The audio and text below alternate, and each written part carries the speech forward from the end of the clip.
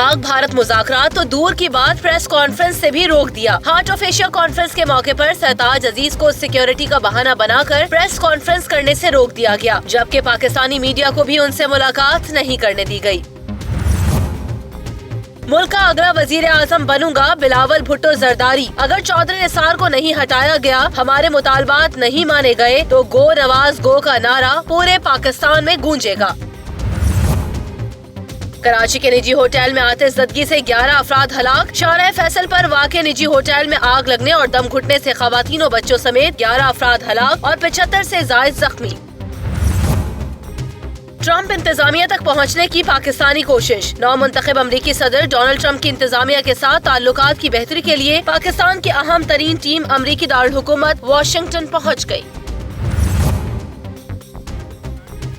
अस्सलाम वालेकुम नाज़रीन, प्रोग्राम खबर के साथ मैं हूं आपकी मेजबान रमशा कमल। मेरा साथ देंगे इस प्रोग्राम में अंजुम रशीद साहब, हमारे तज्जियाकार, जिनसे इन टॉप स्टोरीज पर तज्जिया और तबसरे लेते रहेंगे। आज की जो अहम खबर है वो ये है कि अफगान सदर ने भारत को खुश करने के लिए पाकिस्तान पर इल्जाम तराशी भी की है और सरताज अजीज साहब जब वापस आ गए हार्ट ऑफ एशिया कॉन्फ्रेंस से, उसके बाद उन्होंने एक प्रेस कॉन्फ्रेंस की जिसमें उन्होंने ये भी कहा कि इसका मकसद, हालांकि LOC पर जो कशीदगी जारी थी उसके बावजूद वो भारत गए ताकि एक पुरअमन माहौल में डायलॉग्स हो सके। लेकिन हमने देखा कि भारत में ना ही उन्हें पाकिस्तानी मीडिया से मिलने दिया गया, ना ही उन्हें भारतीय मीडिया से मिलने दिया गया, ना ही उन्हें प्रेस कॉन्फ्रेंस करने दी गई और जो जो उनकी रिजर्वेशन थी वो पहुंचाने में कामयाब नहीं हुए। इस पर तो हम बात करेंगे, लेकिन अभी कुछ देर पहले मैं चाहूंगी कि अंजुम साहब पहले मुझ पर भी कमेंट कर ले कि मेयर कराची वसीम अख्तर साहब कुछ देर पहले मीडिया से गुफ्तगू कर रहे थे। उन्होंने कहा कि टेम्पररी डंपिंग पॉइंट्स बना रहे हैं और 100 डेज प्लान जिन्होंने मुतारिफ कराया कराची के लिए। अंजुम साहब, आपको लगता है सारा कचरा 100 दिन में गायब हो जाएगा कराची से? देखिए, ये उन्होंने एक कोशिश की है कि वो एक अपना इम्प्रेशन क्रिएट कर सकें कि वो कराची के मेयर हैं, लेकिन सूरत हाल ये है कि कराची का कचरा, एक तो ये है कि कराची पूरा उसमें जो है सबसे बड़ा मसला कचरा बन गया है कि हर गली में, हर सड़क पे, हर जगह पे, ग्राउंड में, खेलने की जगह पे आपको कचरा नज़र आता है और कचरे ने जो है कराची पे कब्जा कर लिया। अब उससे निजात का तरीका एक तो ये था कि उसको उठाया जाए और फिर किसी ऐसी जगह डंप किया जाए ताकि वो कचरा जो है वो कराची के लिए इन्वायरमेंटल मसला ना बने और फिर जो रिहायशी हैं, जो वकील हैं। इन्वायरमेंटल इशू की बात की, अभी कराची में स्मॉग भी हो गया है, शुरू हो गया उस कचरे की वजह से। तो अभी देखें कितनी तशवीशनाक बात। आप देखें ना कि जब कराची के मेयर जो हैं वो कचरा उठाने की बात कर रहे हैं और डंपिंग कह रहे हैं कि वो टेम्परेरी होगी। अब टेम्परेरी डंपिंग का क्या मतलब है कि आप एक दफा एक जगह से, गलियों से, सड़कों से कचरा उठाएंगे, एक जगह रखेंगे, फिर उसको उठा के दूसरी जगह लेके जाएंगे। अब प्रॉब्लम यह है कि अगर आपने अभी कचरा उठाना है और कराची को आबाद हुए जो है वो पाकिस्तान को आज़ाद हुए 70 साल हो गए और आज तक ये डिसाइड नहीं कर सके कि कराची का कचरा डंप कहाँ पे करना है। और इवन आप देखें कि मेयर बने भी उनको जो है अब काफी दिन हो गए। कह रहे हैं कि परमानेंट बेसिस पे इसको सॉल्यूशन निकालना चाहिए या टेम्पररी ना करें। इतना अरसा वो जेल में थे और उनकी पूरी पार्टी है वो कराची पे जो है वो 30 साल से हुक्मरानी कर रहे हैं। इनको अब तक यही नहीं पता कि डंप कहाँ पे करना है। चले अब आगे बात करते हैं। अंजुम साहब, सरताज अजीज साहब के बारे में आप क्या कहेंगे? सबसे पहले मेरा बेसिक सवाल ये, आप समझते हैं कि सरताज अजीज साहब को ऐसे, जैसे कि हमने देखा कि भारत का सार्क में क्या रवैया था, उसके बाद हमें जाना चाहिए था हार्ट ऑफ एशिया कॉन्फ्रेंस में शिरकत के लिए? पहला सवाल तो ये। देखिए, पूरी कौम जो है वो सरताज अजीज साहब के बारे में 2 सवाल कर रही है, यही कि क्या सरताज अजीज को हार्ट ऑफ एशिया कॉन्फ्रेंस में हिंदुस्तान जाना चाहिए था और क्या सरताज अजीज को हार्ट ऑफ एशिया कॉन्फ्रेंस में हिंदुस्तान नहीं जाना चाहिए था। अब प्रॉब्लम यह है कि जाना चाहिए था या नहीं जाना चाहिए था। एक बात तो बहुत क्लियर है कि हिंदुस्तान जो है वो लाइन ऑफ कंट्रोल पे मुसलसल वायलेशन कर रहा था। हिंदुस्तान जो है वो लाइन ऑफ कंट्रोल पे जो है वो बम्बार्टमेंट कर रहा था। सैकड़ों शहरी जो हैं वो पाकिस्तान के हलाक हो चुके हैं और फौजी हलाक हो चुके हैं। बहुत बड़े पैमाने पर जो है पाकिस्तान का नुकसान हुआ है और हिंदुस्तान ने जो है 2003 का जो पाकिस्तान के साथ मुआहदा किया था कि बॉर्डर पर सीज फायर करेगा और हैवी माल नहीं करेगा और जो है लाइन ऑफ कंट्रोल को की खिलाफ वर्जियाँ नहीं करेगा, उसने वो तमाम खिलाफ वर्जियाँ की हैं और वो मुआहदा भी तकरीबन तोड़ दिया है। मुआहदा भी तोड़ दिया गया, खिलाफ वर्जियाँ भी की। हमारे साथ मौजूद है साबिक वजीर खारजा हिना रब्बानी खान साहब, उनसे भी बात करते हैं। हिना साहब, बहुत शुक्रिया आपने वक्त दिया प्रोग्राम के लिए। जैसे हमने देखा कि सरताज अजीज साहब जब गए हैं तो पाकिस्तान की कुछ और रिजर्वेशन थी जबकि भारत की कुछ और रिजर्वेशन थी। उन्होंने कहा कि पाकिस्तान ये कह रहा है कि अफगानिस्तान में अमन के ख्वाह हैं हम, लेकिन भारत जो इल्जाम तराशी कर रहा है कि जो कमांडर्स हैं सारी तंजीमों के वो पाकिस्तान में मौजूद हैं। आप क्या कहेंगे इस पर? जी देखिए, मैं ये कहूँगी कि अगर یہ اس حد تک محدود ہوتا کہ ایک طرف پاکستان الزام تراشی کرے یا کہہ رہا ہے کہ افغانستان میں سولوشن یہ ہونی چاہیے، دوسری طرف انڈیا کچھ اور کہہ رہا ہوتا اور الزام تراشی کہہ رہا ہوتا. تو میں کہتی یہ فیئر گیم ہے، اور ایسے تو پاکستان اور انڈیا کے تعلقات ہوتے رہے ہیں. لیکن جس ملک کے لیے وہ کانفرنس ہوئی تھی، ایسے ملک کے لیے، افغانستان کے لیے، جس کے لیے ہم نے اپنے انڈیا کے ساتھ مشکل ترین سرکمسٹانسز، مشکل ترین حالات، جہاں پہ ہمارے سولجرز بھی مارے جا رہے ہیں، ہمارے سویلینز اکراس ایل او سی مارے جا رہے ہیں، ان حالات میں ہم نے ایک ایسے ملک کے لیے اس اسٹیٹ میں ہائیسٹ ریپرزینٹیٹو کو بھیجا وہ کانفرنس اٹینڈ کرنے. وہاں کے پریزیڈنٹ نے بھی جس قسم کے پاکستان کے لیے الفاظ استعمال کیے وہ شاید پرائم منسٹر مودی نے بھی نہیں کیے. اور انہوں نے یہاں تک کہہ دیا کہ پاکستان کو ہم کہتے ہیں کہ جو $500 ملین وہ ہمیں دے رہے ہیں وہ برائے مہربانی اپنے ملک میں استعمال کریں تاکہ ٹیررزم افغانستان میں نہ ہو. تو دیکھیں یہاں پہ آپ کی فورن پالیسی مینجمنٹ اور کمپلیٹ ایبسلیوٹ بریک ڈاؤن، میں اس کو فیلئر بھی نہیں کہوں گی، میں اس کو بریک ڈاؤن کہوں گی، کیونکہ میں یہ بار بار کہتی رہی ہوں کہ اس پورے مشکل وقت میں جو ہمارے انڈیا کے ساتھ ہمارے ایسٹرن بارڈر پہ آیا ہے، اگر پریزیڈنٹ اشرف غنی ہمارے ساتھ کھڑے ہوتے اور کہتے کہ نہیں پاکستان ہمارے ساتھ کھڑا ہے، پیس اینڈ ریکنسیلیشن میں ہماری مدد ہے، Pakistan is a good partner, effective partner, تو دنیا کا پاکستان کا پرسیپشن ایک اور ہوتی. لیکن پریزیڈنٹ اشرف غنی نے، فرینکلی اسپیکنگ پریزیڈنٹ کارزائی نے بہت کچھ کہا پاکستان کے بارے میں. جو بات پریزیڈنٹ اشرف غنی نے کی ہے وہ اس کی ایگزامپل یا پریسیڈنٹ بالکل بھی نہیں ملتا. اور پلیز ڈو ناٹ فرگیٹ کہ یہی وہی پریزیڈنٹ اشرف غنی ہیں جنہوں نے پاکستان میں آ کے GHQ کا بھی دورہ کیا، پاکستان کو یہ کہا کہ وہ انڈیا سے ملٹری ہارڈ ویئر نہیں لیں گے، پاکستان کو یہ کہا کہ ہم اپنے لوگ ٹریننگ کے لیے بھیجیں گے، جو کہ ساری پاکستان کی دیرینہ خواہشیں تھیں. تو ہم نے تو یہ ریلیشن شپ مینجمنٹ اور اس پرٹیکولر جو میرے نظر میں سب سے اہم ترین ہماری ریلیشن شپ اس وقت افغانستان کے ساتھ ہے اور ہونی چاہیے، اس کا ہم نے بریک ڈاؤن کر کے. تو ہنا ربانی خان صاحبہ 30 سال ہم افغان مہاجرین کو سپورٹ کرتے رہے، انہیں پاکستان میں رہا، آپ نے ریلیشن شپ کی بات کری، ابھی کیا وجہ ہے کہ پاکستان افغانستان کے جو تعلقات ہیں وہ خراب ہو گئے؟ انجم صاحب کا بھی سوال لے لیجیے گا، پھر دونوں باتوں کا جواب دے دیجیے گا. پہلے اس کا جو آپ نے بات کی اس کا جواب دے لیں ہنا، پھر نیا سوال کریں گے. جی بالکل، دیکھیں میرا اس کا جواب سمپل ہے. ہم لوگ ہمیشہ یہ رونا روتے رہے اور جائز رونا روتے رہے، کیونکہ اگر آپ پوری دنیا میں اس وقت نظر دوڑا کے دیکھیں تو UK جیسا ملک 20,000 سیرین ریفیوجیز کو لینے کے لیے تیار نہیں ہے پر ایئر. آپ کسی بھی امریکہ جیسا ملک شاید 10,000 کا نمبر بھی نہیں کراس کر رہا، اور ہم نے 3.5 ملین افغان ریفیوجیز کو پاکستان کے گھروں میں انٹر ہونے دیا، پاکستان کے دلوں میں انٹر ہونے دیا، ریسورسز کے باوجود کوشش کی ان کو ایجوکیشن بھی ملے، ہیلتھ فیسلٹیز بھی ملے، ایٹسیٹرا ایٹسیٹرا. لیکن ہمیں یہ سوال اپنے آپ سے یہ پوچھنا چاہیے کہ اس کے باوجود افغانستان میں سب سے ہیٹڈ ملک پاکستان کیوں ہے؟ اس کے باوجود جب ایک انٹرنیشنل کانفرنس ہوتی ہے جس میں پاکستان ایک ایکسیپشن کر کے اپنے ریپرزینٹیٹو کو بھیجتا ہے، تو وہاں پہ پاکستان کو short of actually not even short of where open accusations and literally isolating Pakistan as the only cause behind Afghanistan wars. Afghan president کیوں کرتا ہے؟ پرائم منسٹر مودی کا میں انڈرسٹینڈ کرتی ہوں. اچھا ہنا صاحبہ، آپ کیا سمجھتے ہیں کہ جو افغان صدر کی رائے ہے یہ پورے یورپ کی بھی رائے یہی بنتی ہے اور دنیا کی رائے بھی یہ بنتی ہے ہمارے خلاف؟ دیکھیں وی کانٹ بی ڈیلیوژنل اباؤٹ جو پاکستان کی پرسیپشن ہے دنیا میں، ٹھیک ہے، اور وہ کئی چیزیں ایسی ہیں جس پہ شاید ہم بلیم کرنے کے لیے وی ڈیزرو اٹ، اور بہت ساری ایسی چیزیں ہیں. میرے نظر میں 80% ایسی چیزیں ہیں جن کا بلیم ہم نے ایسا لیا جو ہم ڈیزرو نہیں کرتے. لیکن میں جو بار بار صرف بات یہ کر رہی ہوں کہ جب پریزیڈنٹ اشرف غنی کچھ کہتے ہیں 14 ملک کے وزیر خارجہ کے سامنے، 14 اہم ملکوں کے وزیر خارجہ کے سامنے، اور جہاں پہ 40 لوگ، 12 ایجنسیز، P5 کی ریپرزنٹیشن ہے، اور ان کے الفاظ پاکستان کے بارے میں یہ ہوتے ہیں، اس سے مجھے یہ نظر آتا ہے کہ اس حکومت نے افغانستان کے ساتھ اپنی ریلیشن شپ کو بریک ڈاؤن کر دیا ہے، اور وہاں پہ جہاں ٹرسٹ انفاسٹر کرنے کی ضرورت تھی ہم نے ان کو بالکل اس کا اپوزٹ کیا ہے، اور ہم نے ان کے ساتھ ان کو اس موڑ پہ لے آئے ہیں کہ وہ آج ہمارے اوپر اس طرح کے ایکوزیشن پرائم منسٹر مودی نہیں لگا رہے بلکہ prime minister president Ashraf Ghani لگا. اچھا ہنا صاحب، ایک اور بڑی اہم بات یہ ہے ہارٹ آف ایشیا کانفرنس کے حوالے سے کہ جب پاکستانی ہائی کمشنر عبدالباسط صاحب کا بھی اسٹیٹمنٹ آیا تھا کہ اس وقت بھارت میں مذاکرات کے لیے ماحول سازگار نہیں ہے، انہوں نے کلیئر کر دیا تھا. تو ایسے وقت میں کیا سرتاج عزیز صاحب کو اس دورے پر جانا چاہیے تھا؟ اور جو سارک میں جو بھارتی ہائی کمشنر کا رویہ تھا، جو ان کے کینڈیڈیٹس کا رویہ تھا، وہ بھی ہم نہیں بھولے. تو مختلف حلقوں میں مختلف آراء ہیں، آپ کیا سمجھتی ہیں سرتاج عزیز صاحب کو جانا چاہیے تھا؟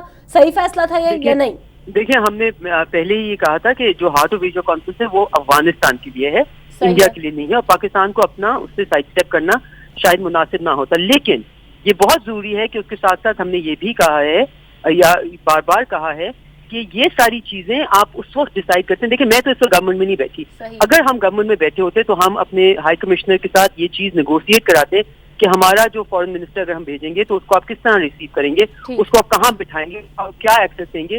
اگر ان کی اس طرح کی تسجیل ہونی تھی جو ان کی ہوئی ہے, پہلے تو پاکستان کو اس چیز کو دیکھنا چاہیے تھا کہ کیا ہمیں ایڈوائزر لیول پہ بھیجنا ہے یا ہمیں ایڈیشنل سیکرٹری لیول پہ بھیجنا ہے. اگر اس طرح کے سرکمسٹانسز وہاں تھے اور حکومت وقت کو اس کا پوری طرح اندازہ ہونا چاہیے. ہمارے پاس انسٹیٹیوشنز موجود ہیں یہاں پہ بھی, بھارت میں بھی, نیو دلی میں بھی, ہمارے پاس ویئر ود آل موجود ہے. یہ ڈپلومیٹک نارمز ہوتی ہیں, یہ ایک طریقہ کار ہوتا ہے چیزیں آگے بڑھانے کا اور نیگوشیٹ کرنے کا. یہ ساری چیزیں ٹو دا مائنیوٹسٹ ڈیٹیل نیگوشیٹ ہوتی ہیں. اگر ہمیں لگا کہ انڈیا نے وہ حالات کرنے ہیں جو انہوں نے کیے اور دے بروک آل پروٹوکالز, مطلب انڈیا نے اپنے آپ کو ایک بہت ہی چھوٹے دل اور دماغ کا, چھوٹے ذہن کا ایک ملک دکھایا, پرائم منسٹر مودی کا ملک دکھایا بجائے اس کے کہ ایک سیکولر انڈیا دکھایا. اور انہوں نے بالکل وہی کیا جو شاید ایک جیسے کوئی بارڈنگ ٹرائبز نہیں ہوتی اور آپ نے کسی کو دکھانا ہوتا ہے تو یہ کسی ایک ملک کو, کسی ایک اسٹیٹ کو, ریاست کو تو بالکل زیب نہیں دیتا. لیکن اگر انہوں نے اس طرح کا ٹریٹمنٹ دینا تھا تو ہمیں اپنے آپ کو اس کو ایکسپوز کرنے کی ضرورت نہیں تھی. ہم کوئی ایسا بندہ بھیجتے جس کی کوئی پروٹوکال کا ایشو ہی نہ ہوتا, آپ ایک ایڈیشنل سیکرٹری بھیج دیتے تاکہ آپ ہارٹ آف ایشیا سے پوری طرح اپنے آپ کو ڈس انگیج بھی نہ کرتے, لیکن آپ کی پریزنس ایک ایسے لیول پہ ہوتی کہ source of embarrassment for this country. ٹھیک ہے, بہت شکریہ. ہنا ربانی خر صاحب ہمارے ساتھ موجود تھے پروگرام میں. بریک کے لیے مجھے کہا جاتا ہے یہاں پر, جس کے بعد واپس آئیں گے تو اس پر مزید بھی بات کریں گے, انجم صاحب کا تجزیہ بھی لیں گے, اور ساتھ ساتھ بلاول بھٹو زرداری نے آج بڑا دھواں دار خطاب کیا, انہوں نے کیا کہا اس کے بارے میں بھی آپ کو بتائیں گے. آفٹر دس بریک ہمارے ساتھ رہیے.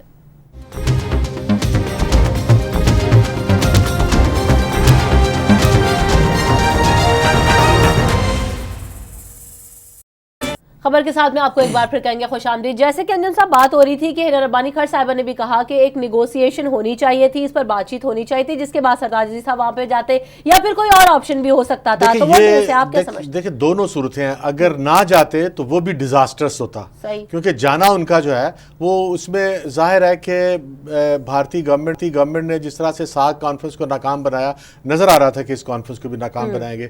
پھر پاکستان کے مشیر خارجہ کی کوشش تھی کہ جب وہ بھارت جائیں تو ان کی مودی کے ساتھ یا کسی اہم شخصیت کے ساتھ ایسی بات چیت ہو کہ پاکستان اور ہندوستان کے دو طرفہ مذاکرات شروع ہو سکیں. کیونکہ دیکھیں بڑی مشکل صورتحال ہے, لائن آف کنٹرول پہ فائرنگ ہو رہی ہے اور یہ بات تھوڑی سی بھڑک جائے تو ایک جنگ کی شکل اختیار کر سکتی ہے, اور پاکستان اور ہندوستان کے درمیان جنگ جو ہے یہ بہت خوفناک سین ہوگا پوری دنیا کے لیے, کیونکہ یہ ایٹمی ملک ہے. تو اس لیے اگر یہ کوشش کی ہے تو یہ کوئی بری کوشش نہیں تھی. اگر وہاں نہ جاتے, اب تو وہاں چلے گئے ہیں تو آپ کہہ رہے ہیں کہ ان کو پروٹوکول پورا نہیں ملا اور ان کے ساتھ جو زیادتی ہیں, بالکل درست ہے. اصل میں ایک اور بات ہمیں سمجھنی چاہیے کہ ہمیں اس کو پلان کر کے جانا چاہیے تھا کہ مودی کا جو سب سے بڑا پرائم ایشو ہے وہ ان کا الیکشن ہے. کیونکہ اگر وہ وزیر اعظم ہیں تو ظاہر ہے کہ وہ ساری ان کا سارا کھیل چلے گا, ان کی ساری پولیٹکس چلے گی, ان کی ساری خارجہ پالیسی چلے گی. تو ہر چیز میں جو پرائم تھی وہ مودی صاحب کا وہاں کا وزیر اعظم ہونا ہے. وزیر اعظم ہونے کے لیے الیکشن ضروری ہے, اور اگلے مہینے جو ہیں فروری میں پنجاب میں الیکشن ہے اور مارچ میں جو ہے وہ یو پی میں الیکشن ہے. اب یہ بھارت کے بہت بڑے الیکشن ہے, یو پی کے الیکشن خاص طور پہ. تو وہ الیکشن جیتنے کے لیے مودی صاحب کو یہ سٹانس دینا ہے کہ وہ پاکستان کے خلاف ایک سخت رویہ رکھتے ہیں, کیونکہ پاکستان کے خلاف سخت رویہ رکھنا جو ہے وہ مودی صاحب کا ووٹ بینک ہے.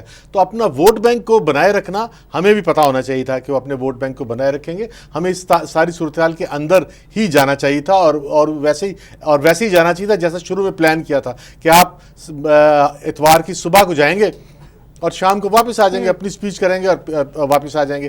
لیکن آپ سیٹرڈے کو چلے گئے, آپ ایک دن پہلے چلے گئے. آپ کا خیال یہ تھا کہ شاید ایک دن پہلے جانے سے جو رات کو ڈنر ہوگا اس میں مودی صاحب سے ملاقات ہوگی اور پازیٹیو بات ہو جائے گی, لیکن وہ نہیں ہوئی. لیکن اگر آپ نہ جاتے تو وہ بہت ہی خطرناک بات تھی, اس لیے کہ آج تو پوری دنیا کے سامنے جو ہے وہ پاکستان کے خلاف اتنے سنگین الزامات عائد ہوئے ہیں, لیکن اس کا جواب بھی گیا. सरताज अजीज ने भी कहा है कि पाकिस्तान दहशतगर्दी का जो है वो मरकज नहीं है, दहशतगर्दी नहीं फैला रहा। बहरहाल सरताज अजीज का बयान भी लोगों की उसमें गया, क्योंकि इसमें 14 भारत का जो रवैया था वो भी फिर दुनिया के सामने आ गया ना, इसमें 14 मुल्कों ने शिरकत की है, और इसमें अमेरिका और दूसरे जो अहम ममालिक हैं, यूरोप के ममालिक हैं, उनके नुमाइंदे भी मौजूद थे, यूएनओ के नुमाइंदे मौजूद थे, तो उसकी मौजूदगी में उसका जवाब भी गया। फिर यह है कि सरताज अजीज साहब की मौजूदगी में जो है वो बहुत सी बातें ऐसी नहीं हुई, अगर गैर मौजूद होते तो शायद बात जो है वो ज़्यादा पाकिस्तान के खिलाफ जाती। पाकिस्तान वहाँ सरताज अजीज का जाना हर तरह से पॉजिटिव था, लेकिन हमें इसके लिए तैयार रहना चाहिए था। सही है, यानी तैयारी के साथ जाना चाहिए था, लेकिन फिर भी बहरहाल अच्छी एक पॉजिटिव वाइब्स पाकिस्तान की तरफ से गई, लेकिन उसका जवाब भारत ने नहीं दिया। अब अपने नेक्स्ट इशू की जाने बढ़ते हैं अंजुम साहब, और अगला इशू जो कि आज बिलावल भुट्टो जरदारी बड़ी धुआंधार तकरीर करते रहे, और उन्होंने ये भी कहा कि मैं मुल्क का अगला वजीर आजम बनूंगा। साथ साथ उन्होंने ये भी कहा है कि चौधरी निसार को अगर नहीं हटाया गया और हमारे मुतालबात नहीं माने गए तो गो नवाज गो का नारा पूरे पाकिस्तान में गूंजेगा। अपने 4 मुतालबात का जिक्र भी दोहराया। तो बिलावल बहुत शद्दोमत के साथ इन एक्शन है इस वक्त, और अभी अगले इंतखाबात पे भी सबकी नजरें होंगी यकीनन। हाँ देखो, अगले इंतखाबात पर सबकी नजर है। हाँ, बिल्कुल। आपने देखा कि मियां नवाज शरीफ ने जो बसंत के इतने मुखालिफ थे कि उन्होंने पंजाब में बसंत का मलिया मेट कर दिया, बसंत को गायब कर दिया। अब इलेक्शन की वजह से, 2018 के इलेक्शन की वजह से उन्होंने बसंत की भी इजाजत दे दी, और ये पाबंदी भी 3 साल बाद उठी है, और ये पाबंदी भी उठी है। और उन्हें याद आया कि लाहौर और पंजाब के जो नौजवान हैं उनका वोट बैंक भी इम्पोर्टेंट है। तो इसीलिए अब बिलावल भुट्टो भी जो है वो पंजाब आए हैं। देखिए, सिंध में पीपल्स पार्टी को बहुत बड़ा चैलेंज मौजूद नहीं है। सही है। सिंध में जो है वो मुस्लिम लीग नून भी नहीं है, और सिंध में जो है वो इमरान खान का भी कोई बहुत ज़्यादा वजूद नहीं है। सिंध में जो फंक्शनल लीग है, और फंक्शनल लीग को किसी हद तक जो है वो पीपल्स पार्टी ने मैनेज कर लिया है, और फंक्शनल लीग के भी बहुत से इंपॉर्टेंट लोग, इम्तियाज़ शेख जैसा आदमी उन्होंने तोड़ लिया है। अब ज़रूरत इस बात की है कि अगर सिंध से वो अभी जितने उन्होंने वोट लिए हैं 30-40 सीटें जो है, अगर इसको बढ़ा लें, वो सिंध की टोटल 61 सीटें हैं, अगर 61 में से वो 50 के करीब वहाँ पहुँच जाए, और पंजाब की सीटें हैं 148, अगर 148 सीटों में अगर बिलावल भुट्टो साहब जो हैं वो 61 सीटें ले लें, तो अगले इलेक्शन में बिलावल भुट्टो का वज़ीर आज़म होना बहुत अनहोनी बात नहीं होगी। अगर 110-120 नशिस्तें वो ले लें पाकिस्तान में, और पंजाब में जो है ज़ाहिर असल बात तो पंजाब में मैटर करती है ना कि 148 हैं, अब 148 में से वो 60 सीटें आधी नहीं, आधी से भी कम ले लें, 60 ले लें तो उनका बनता है। अब पंजाब के अंदर उन्होंने पॉलिटिक्स जो है वो पिछले पूरे पीरियड में 2008 के बाद से पंजाब में आसिफ अली जरदारी साहब ने पॉलिटिक्स की ही नहीं। अब पहली दफ़ा जो है वो पंजाब में आए हैं, और पंजाब में आने का उनका मकसद भी यही है, और जो उन्होंने ऐलान किया कि वो वज़ीर आज़म बनना चाहते हैं। वज़ीर आज़म के लिए जो है पंजाब की 148 सीटों में से आधी सीटें तो वो लेना।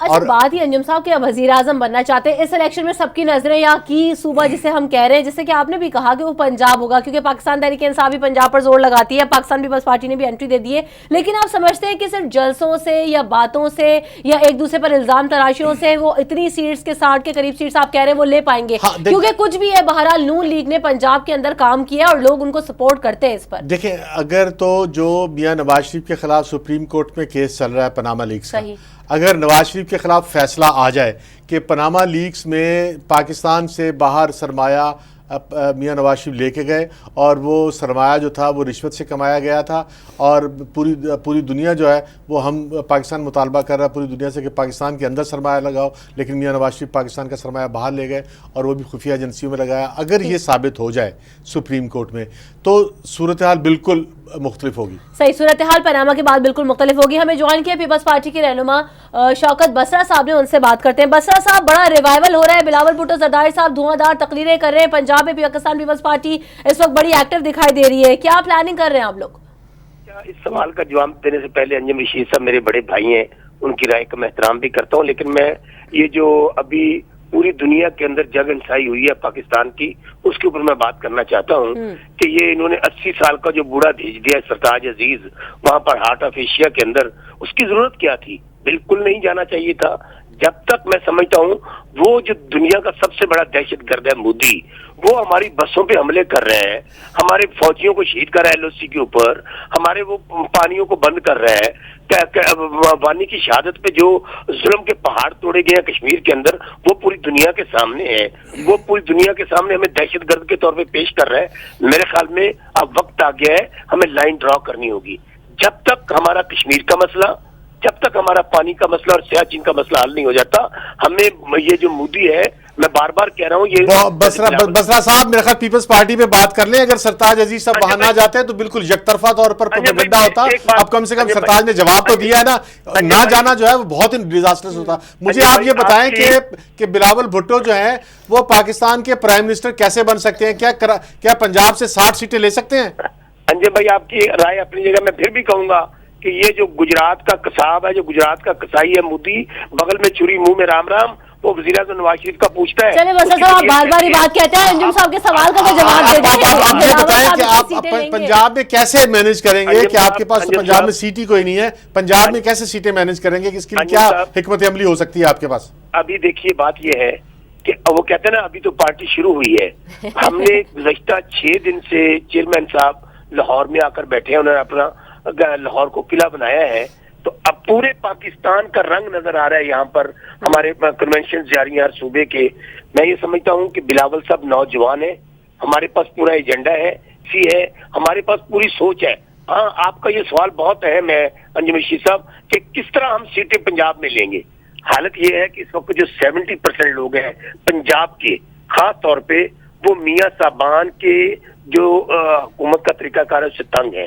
आपका किसान, गरीब, मजदूर, महंगाई पहले से बढ़ चुकी है। लेकिन किसान, मजदूर और गरीब तक तो आप पहुंचे नहीं, आपकी तंजीम ही नहीं है मजदूरों में, आपकी तंजीम ही नहीं है किसानों में, तो आपको किसानों के वोट कैसे मिलेंगे? अंजुम साहब, मेरा पूरा जवाब ले लीजिएगा। हमारी सब तंजीमें डिसॉल्व हुई थी, यही तो हमारा अमल शुरू हो रहा है। 27 तारीख से पहले यूनियन काउंसिल लेवल तक हमारी तमाम सेटअप, तमाम तंजीम मुकम्मल हो जाएगी। उसके बाद क्या होगा, चेयरमैन साहब पार्लियामेंट में भी जाएंगे और हमारा कंटेनर पर निकलेगा। हमने 4 मुतालबा दिए हुए, हम ठीक है, 4 मुतालबात ना माने गए तो आप लोग भी सड़कों पर होंगे। बहुत शुक्रिया शौकत बसरा साहब, आपने हमें वक्त दिया। ब्रेक यहाँ पर लेते हैं, ब्रेक के बाद वापस आएंगे तो अपनी अगली स्टोरी पर भी बात करेंगे, इस पर भी मजीद बात करेंगे after this break. Stay with us.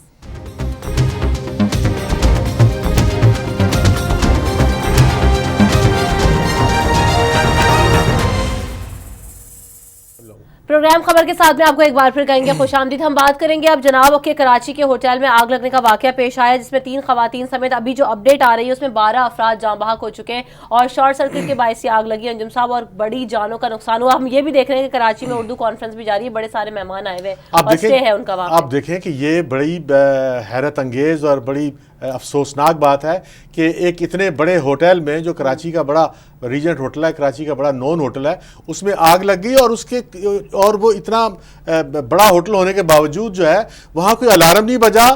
वहाँ फायर अलार्म होना चाहिए था, वहाँ स्मोक अलार्म होना चाहिए था, वहाँ पे कोई रास्ते होने चाहिए थे लोगों के निकलने के लिए। ना रास्ते थे, ना अलार्म था, ना स्मोक अलार्म ने काम किया, ना वहाँ के अमले ने काम किया। अगर आग लगती भी है तो होटल के अंदर आग को बुझाने का बंदोबस्त होता है और आग को बुझाने का अमला होता है और होना चाहिए। तो फिर ये कि सिटी गवर्नमेंट की भी कितनी बड़ी नाकामी है। और हमारे साथ इस वक्त दानियाल सैयद साहब, एक और काम ये भी हुआ था दानियाल सैयद से, बल्कि अंजुम साहब ये पूछते हैं, दानियाल सैयद बताइएगा कि का वाकया कैसे पेश आया, क्योंकि कहते हैं अलार्म्स बजाए नहीं गए, एयर कंडीशन सिस्टम अगर बंद कर दिया जाता तो धुआं डक में ना पहुंचता और पूरे होटल में ना एक्सपेंड होता। क्या वाकई ऐसा है? वजूहात क्या बताई गई है?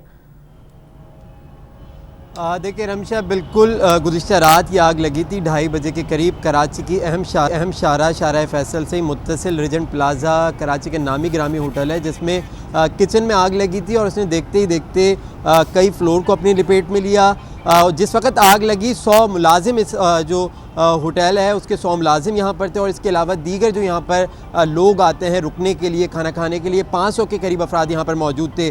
जिस वक्त आग लगी शॉर्ट सर्किट बताया गया है। शॉर्ट सर्किट लगने के बाद जो यहाँ पर जो लोग थे, जो यानी शाहिदीन थे, उनका ये कहना था कि किसी किस्म का कोई अलार्म नहीं बजा, जिसकी वजह से लोग मोहतात होते और कोई नेमुल बदल जो कोई रस्सा फराहम किया जाता। जिन लोगों को रास्ता मौजूद था वो यहाँ से निकल गए। तकरीबन 100 के करीबी लोग यहाँ से जो دوسرا راستہ تھا نعیم البدل جو راستہ فراہم کیا گیا تھا وہاں سے نکلے، تاہم آگ لگی، بڑھتے بڑھتے اس نے کئی فلور کو اپنی لپیٹ میں لیا. 3 خواتین سمیت 12 افراد اب تک جہاں بحق ہو گئے اور ایک لاش جو ابھی نکالی گئی ہے وہ بدین کے رہائشی ہیں ڈاکٹر محمد عالم جمالی، جن کی لاش کمرہ نمبر 218 سیکنڈ فلور سے نکالی گئی ہے. بدقسمتی سے کے ساتھ یہ کہنا پڑا ہے کہ ضلع انتظامیہ جو یہاں پر آئی تھی کئی گھنٹے قبل، ان کا یہ موقف تھا کہ سرچنگ مکمل کر لی گئی ہے، تمام جو زخمی جھلسنے والے جہاں بحق ہونے والے ان تمام افراد کو اسپتال منتقل کر دیا ہے اور اس جو ہوٹل ہے اس کو کلیئر قرار دے دیا. لیکن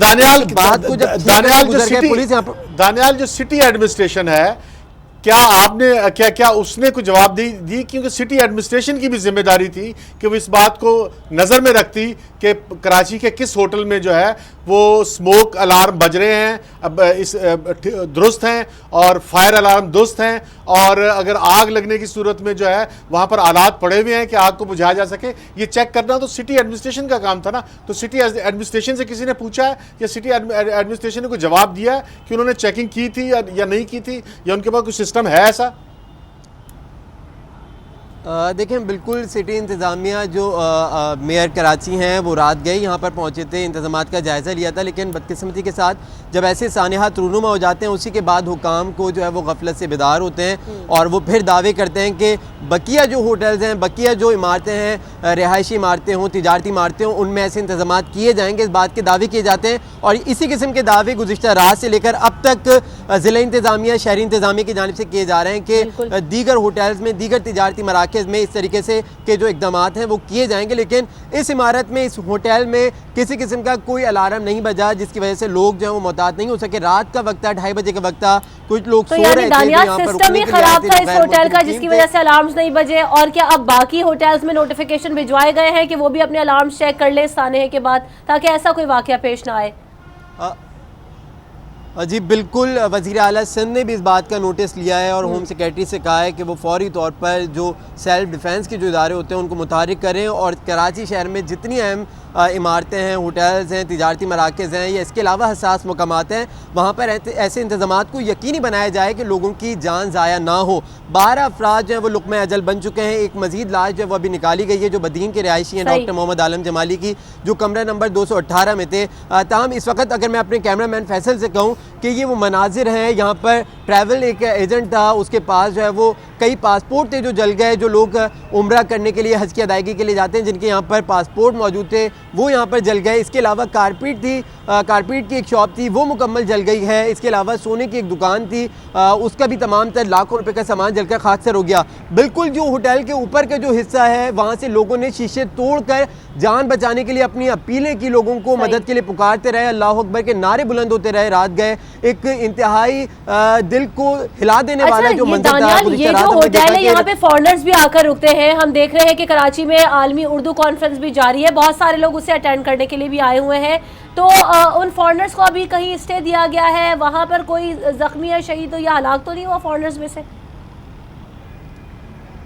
جی دیکھیں، جو آگ لگی تھی اس کے دھوئیں سے تو کئی غیر ملکی جو مقیم تھے، جو اس ہوٹل میں مقیم تھے، ان کی حالت غیر ہوئی تھی اور انہیں فوری طور پر کراچی کے نجی اسپتال منتقل کیا تھا. لیکن جو اس ہوٹل میں دیگر جو لوگ موجود تھے ان کو بھی اب کراچی کے دیگر جو مقامی ہوٹلز ہیں وہاں پر ان کو منتقل کر دیا گیا ہے. ان کو پہلے فوری طور پر طبی امداد فراہم کی گئی اور اس کے بعد ان کو دیگر ہوٹل میں جو ہے وہ رہائش فراہم کر دی گئی ہے. اس ہوٹل میں بھی غیر ملکی مقیم تھے، ڈاکٹر سے، انجینئر سے، کرکٹر سے، پاکستانی ٹیم کے جو یہاں پر تھے، جو زخمی بھی ہوئے ہیں اور کئی لوگ ایسے ہیں جو آگ کی وجہ سے جھلس بھی گئے ہیں جن کو فوری طور پر کراچی کے نجی اور سرکاری اسپتال میں جو ہے وہ طبی امداد فراہم کی جا رہی ہے. افسوسناک سانحہ رونما ہو چکا ہے. اس کے بعد یہاں پر ڈیسک قائم کی گئی ہے، جو ہیلپ لائن ڈیسک قائم کی گئی ہے پولیس کی جانب سے، ہوٹل انتظامیہ کی جانب سے، کہ جو متاثرہ جو افراد ہیں ان کے اہل خانہ اگر رابطہ کرنا چاہیں تو وہ یہاں سے آ کر سکتے ہیں. ٹھیک ہے، بہت شکریہ دانیال سید، آپ نے ہمیں تفصیل سے اپڈیٹ کیا. آپ سے گاہے بگاہے اپڈیٹس بھی لیتے رہیں گے. انجم صاحب اپنی اگلی سٹوری کی جانب بڑھتے ہیں اور ہم یہ دیکھتے ہیں. اس پہ بھی بات کرنا چاہوں گا کہ یہ دیکھیں، یہ سٹی انتظامیہ کی ذمہ داری ہے کہ شہر کے اندر جتنی بھی بلڈنگز ہیں ان کو چیک کیا جائے کہ وہاں پر بلڈنگز کے اندر جو ہے آگ بجھانے کے آلات موجود ہیں. کیا آگ لگنے کی صورت میں لوگوں کے نکلنے کے راستے موجود ہیں؟ کیا آگ لگنے کی صورت میں جو انتظامات ہونے چاہیے وہ انتظامات موجود ہیں؟ اور یہ ایک پرماننٹ ایک ریگولر پریکٹس ہونی چاہیے کہ سٹی گورنمنٹ یہ دیکھے. اور یہ شہر میں جو ہے اب آگ لگنے کی مسلسل واقعات ہو رہے ہیں. اور انجم صاحب 2 فیکٹریز میں بھی اس سے پہلے آگ لگ چکی ہے. دونوں دفعہ یہ ہوا کہ فائر بریگیڈ کی گاڑیوں کے پاس پانی نہیں تھا اور اس دفعہ بھی یہی ہوا. ایک تو پانی نہیں تھا پراپر کراچی جیسے شہر میں وہ دیکھیں خالد مسعود صاحب کہہ رہے ہیں کہ پراپر ایکوپمنٹ نہیں تھا, لوگوں کو نکالنے کے لیے سنارکل جتنی ہونی چاہیے وہ نہیں تھی اور لوگ اندر پھنسے ہوئے تھے اور لوگ جو ہیں اور پکار رہے تھے مدد کو, اور سٹی انتظامیہ کے پاس جو ہے وہ پراپر ایکوپمنٹ نہیں تھا. ایک تو یہ کہ سٹی انتظامیہ کو چاہیے کہ ایک آگ کے سلسلے میں ایک فوری کارروائی کرے اور تمام بلڈنگز کا سروے کیا جائے اور جہاں پر آگ لگنے کے امکانات موجود ہیں وہاں پر آگ لگنے کی کو بجھانے کے امکانات بھی پیدا کیے جائیں اور سٹی ایڈمنسٹریشن کو ایکٹیو ہو تاکہ تمام بلڈنگ کے مالکان انتظامات ہونے چاہیے. بالکل انجم صاحب, اگلی سٹوری کی جانب بڑھتے ہم دیکھ رہے ہیں کہ اب پاکستان کی ایک بڑی اہم ٹیم ہے جو کہ امریکہ پہنچ رہی ہے, واشنگٹن بلکہ پہنچ چکی ہے, اور اب دیکھ رہا ہے کہ پاکستان اور امریکہ کے درمیان تعلقات بہتر ہوں گے. اب ڈونلڈ ٹرمپ نئے صدر منتخب ہو گئے تو ایک نئے سرے سے تعلقات جو استوار ہوں گے, یا جو ہم دیکھ رہے ہیں کہ جو پرانی صورتحال ہے وہ اسی طرح سے رہے گی, چینجز آئیں گے پاکستان اور امریکن ریلیشنز میں. ڈونلڈ ٹرمپ جو ہے وہ اس جنوری کی 20 تاریخ کو جو ہے وہ اپنے عہدے کا حلف لیں گے, اور ہمارے طارق فاطمی صاحب جو خصوصی معاون ہیں پرائم منسٹر کے امور خارجہ میں وہ امریکہ پہنچ چکے ہیں اور وہ آج واشنگٹن میں اپنے دورے کا آغاز کریں گے اور وہ کوشش کریں گے کہ جو ڈونلڈ ٹرمپ کی افتتاحی تقریب ہے جس میں وہ حلف لیں گے 20 جنوری کو, اور اس میں دوسرے غیر ممالک سے بھی نمائندے شرکت کریں گے, اس میں ہمارے پرائم منسٹر میاں نواز شریف بھی وہاں موجود ہوں. اور ہمارے پرائم منسٹر کا وہاں موجود ہونا بہت ضروری ہے کیونکہ پاکستان کے ساتھ امریکہ کے تعلقات کی بہت زیادہ امپورٹنس ہے. امریکہ جو ہے وہ دنیا کی سب سے طاقتور ترین ریاست ہے, وہ دنیا میں جہاں چاہے وہاں پر جو ہے وہ حملہ کر سکتا ہے, اٹیک کر سکتا ہے, مداخلت کر سکتا ہے.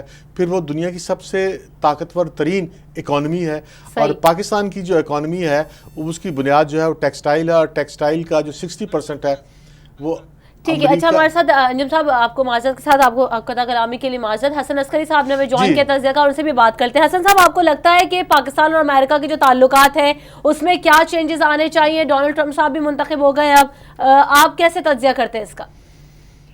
دیکھیے, ابھی تو ان کی جو فورن پالیسی کی ٹیم ہے مکمل نہیں ہوئی ہے. ان کا صرف ڈیفنس سیکرٹری انہوں نے نامینیٹ کیا ہے جو کہ ایک جنرل ہیں جنہوں نے افغانستان میں ڈیوٹی کی ہوئی ہے, عراق میں بھی کی ہوئی ہے, لہذا وہ جانتے ہیں. لیکن ابھی فورن سیکرٹری, نیشنل سیکیورٹی کونسل, ان کے جب لوگوں کی یہ اپوائنٹمنٹ ہو جائے گی تو 20 جنوری کے بعد پہلا مہینہ جو ہوتا ہے امریکہ میں, وہ نیا جو پریزیڈنٹ ہوتا ہے وہ ریویو کرتا ہے پچھلی پالیسیز کو. اس کے بعد پھر ہمیں اندازہ ہوگا کہ اس میں کیا بنیادی تبدیلیاں جو ہیں وہ آئیں گی. اس وقت جا کے تفصیلاً گفتگو کا فائدہ ہوگا. اس وقت جو فاطمی صاحب گئے ہوئے ہیں وہ ایک کرٹیسی وزٹ تو آپ کہہ سکتے ہیں, لیکن پالیسی پہ اس پر کوئی فرق جو ہے نہیں پڑے گا. اور لگتا یہ ہے کہ افغانستان کا مسئلہ جو ہے وہ پاکستان اور یو ایس ریلیشن میں ایک مرکزی حیثیت کے طور پر چلتا رہے گا. ڈاکٹر صاحب جو ان کا انتخابی منشور شائع ہوا ہے ڈونلڈ ٹرمپ کا, اس میں پاکستان کا ذکر ہے. ایک تو طالبان کے بارے میں تشویش ہے, اور پھر پاکستان کے نیوکلیر آرم کے بارے میں کچھ انہوں نے بات کی ہوئی ہے کہ اس سے بھی جو ہے وہ محفوظ بنانا چاہتے ہیں.